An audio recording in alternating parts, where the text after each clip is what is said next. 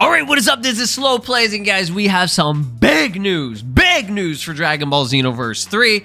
Let's talk about this new update that actually got released here earlier this morning. A little bit late on this. I kind of yapped about it on Twitter all day, but I wasn't even home. I just got home, and I wanted to talk about this with you guys. Shouts to DBS Hype, Sophia and Geek, as well as Vinixis. We're going to go over some cool new reveals on some stuff, some potential insider information here. Now, this is just coming from these sources. This isn't like an official statement from Bandai or anything, but let's talk about the whole Project Age 1000 / Xenoverse 3 stuff, okay? So, according to Sophia and Geek, Xenoverse 3's development went through a massive delay to adopt a new strategy. Initially, it was going to be made for both PS4 and PS5, but supporting PS4 would have meant graphical limitations. A lot of people have been saying this for a long time. They're like, well, you know, if we're going to be getting a new, video game on the next gen console, they just need to leave the PS4 or the last gen behind, right? And I have to agree. It gets to a point. It really does get to a point where you're going to have to make the upgrade. You eventually have to. And we're about 6 years into the lifespan of the PS5. The PS4, like, guys, believe me, I am all for saving money. I'm a cheap-ass motherfucker, okay? And if I could keep my PS4 forever and never have to buy a PS5, I probably would have done that. But eventually, you have to, okay? It's unrealistic, right? Why limit yourself on the PS4? I'm not saying that the PS4 isn't a powerful system. It's still an okay system right now. But, like, this is a new game, and I want it to be amazing. I want it to look amazing. I want it to run amazing. I want it to play amazing. So I do not want this to be held back at all, right? So they did a complete overhaul and made it a next-gen exclusive. The game will feature a highly developed online mode and a story mode packed with tons of content, okay? Now that absolutely, right here, that sounds very promising, right? But that's just yapping. That's just talking, okay? Let me see and let me play when it comes, right? So I'm not going to get too excited about that. This is something that should be expected. This better have good online, and this better have a good long story mode, okay? Just saying this it's not doing anything for me right now, okay? I've been here for a long time. You guys have too.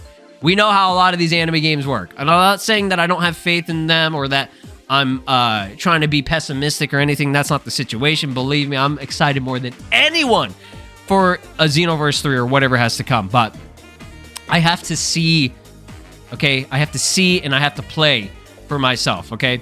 Like, again, it's on paper. It sounds great. There's no visuals yet, right? Give me a demonstration of what's to come. Hopefully at Battle Hour, we'll see what's happening. I doubt that they would show anything about online and everything, but well, I don't know. For now, this is just, it's nice to see, right? It's nice to see this. And something that I really wanted to go over, which we'll go over in a bit, is how this lines up with everything we've been talking about in the past. Believe me, you could go back to a lot of my old Xenoverse 3 speculation and discussion videos. We have talked about this whole situation with why, where it was, right? Why is Xenoverse 3 not out? Why are they not talking about it? Why are they not mentioning it? Because it was likely delayed. And turns out that's likely true, right? So Vinixis, we have a little bit more detail on it. Okay, this is from Sophia and Geek again, but Vinixis kind of goes in a little bit more depth, and we'll read all this. He claims to have known about the start of development as early as 2020. According to his information, the delay is due to a change in strategy. Developers deciding not to release the game on older generation consoles like the PS4 to avoid technical limitations. Exactly, right? They prefer to start from scratch to create fully next-gen graphics and deepen the gameplay mechanics, right? That's huge. That's huge, okay? Obviously, there will probably be elements about it that will feel like Xenoverse, but visually, it might not even look like how Xenoverse is. It maybe at minimum, at the worst it will look is probably how the recent DLC looks, which doesn't look bad. I'm just saying, like, if nothing is completely fresh, which right here it's saying from scratch, okay? When I hear that, my assumption is that it's just like completely new designs and models, but we'll see, right? Let's read this. In 2020, I was one of the few Frenchmen to officially announce to you that a Dragon Ball Xenoverse was in development. And I can prove it with my video from 2020. I was alongside the Xenoverse 2 development team. Fighters producer Hiroki was also there for Dragon Ball FighterZ event. Indeed, I was able to chat with them really briefly. I think I do remember this because I think, was it Hirano-san that was there? I don't know who exactly was there. Who was the producer at that time? I think Hirano-san was on his way out at that time in 2020. And I think a new producer was coming in. I could be wrong about that, but I don't know. They were able to chat briefly. It was very quick, but they were there to take notes for their next title. So to me, everything implied that it was for Xenoverse 3. And I told you that in the video you can find on my YouTube channel. I do believe Sophia and Geek on this. He's actually had sources and things in the past. So we can believe this guy, at least when it comes to what he's saying there. But then, why so many years of development for the next Xenoverse? Because there was a massive delay and a new strategic choice was adopted. Here's the information I got from my sources. The Dragon Ball Xenoverse 3 game was a bit prettier than the game Xenoverse 2, but it was nothing exceptional compared to the rest of the competition, right? And consequently, they wanted to level up the graphics by redoing everything from scratch, from A to Z regarding this title.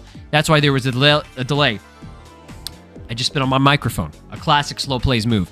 So, to me, right, that makes so much sense, right? This is why it was good that they let the DLC be a thing ongoing for this long. Because basically what this sounds like to me, what they were going to do was basically Future Saga, right? In a sense, like how they're doing all this. And that was going to be pretty much Xenoverse 3. Now, I'm not saying the whole thing, like that is just Xenoverse 3, but I'm saying like, it would have been, okay, models and everything, they look a little bit better, right? They look a little bit better. The shaders are a little bit better. It's not as dipped in oil, right? But it wasn't like to the point where it's like, this feels like a brand new game, right? It was going to be almost like a Xenoverse to Xenoverse 2 jump, which was fine for the time because Xenoverse 1 to Xenoverse 2 was 1 year apart. Like, that was fine. Like, I wasn't expecting the models and stuff to change all that much, right? They only had 1 year to do it. Now, what they did do was they improved the gameplay. The mechanics were better. It was just overall the better game, like, completely. Like, everything that made Xenoverse 1 at least good at that time was just expanded upon and improved for Xenoverse 2. So that's why Xenoverse 2 did so well, right? Now, here we are, let's say in 2020. I'm not talking about now. I'm talking about in 2020, like 4 years after the game dropped. I want to see some actual changes now, right?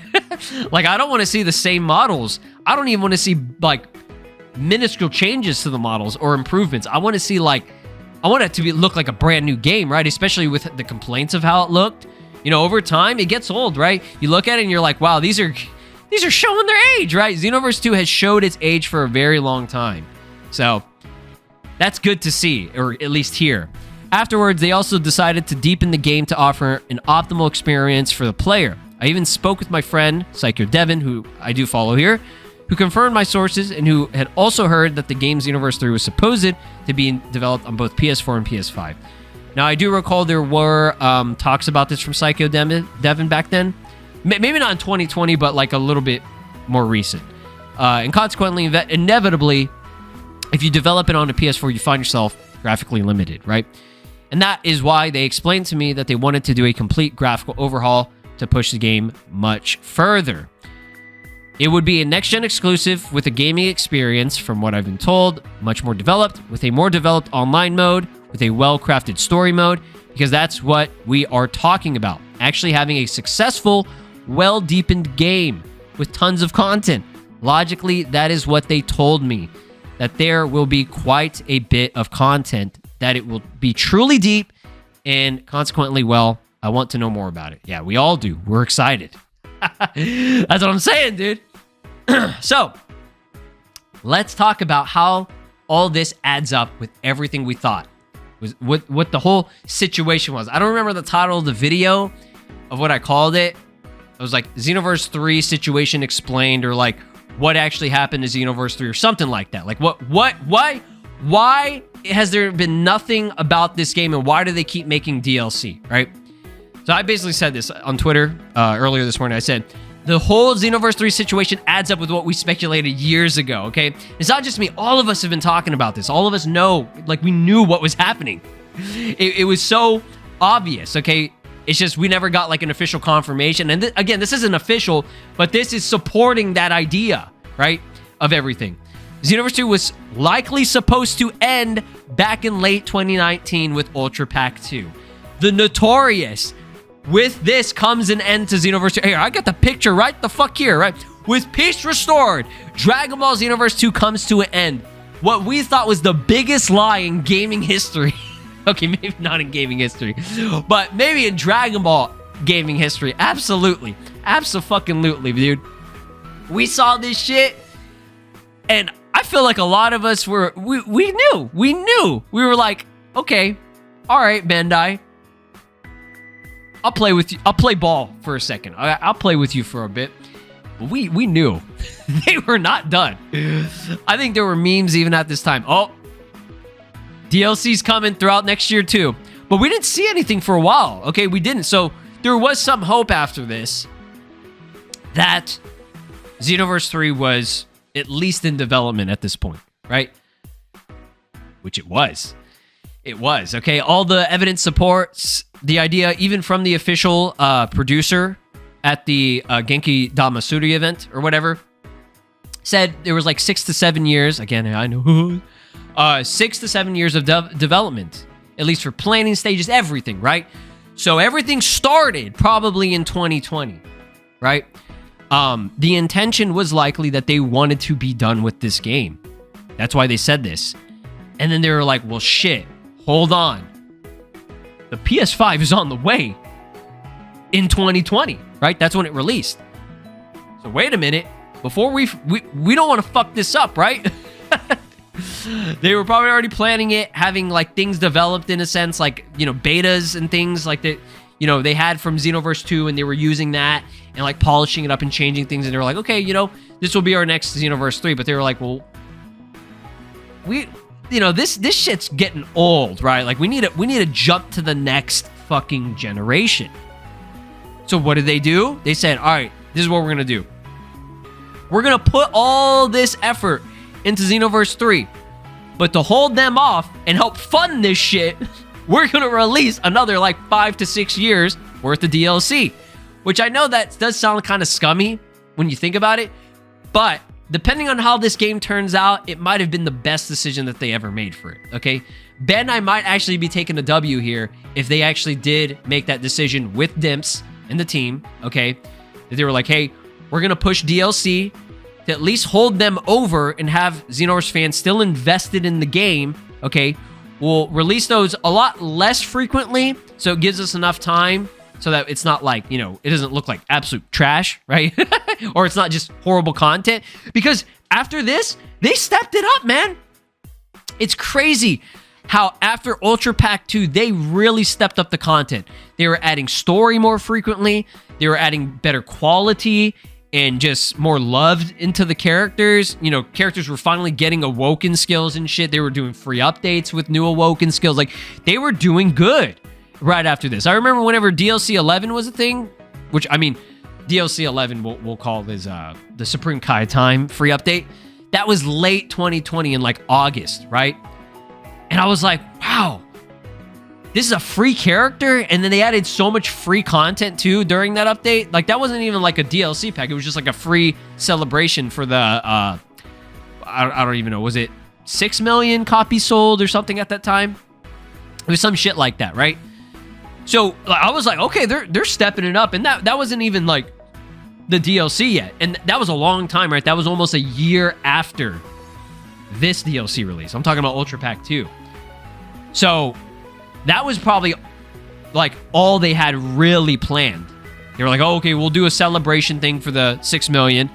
And then after that, you know, we'll start shifting gears really to Xenoverse 3. Like, this was the last paid DLC that they were probably going to go for, right? The Ultra Pack 2 with Android 21 and Oob, because that was the end of Z stuff, right? So it all makes sense. It's all adding up, right? It's crazy. It's crazy how long we've been waiting for this kind of validation, knowing, oh my God, is this actually what's happening? And that's how Breakers comes into the situation as well.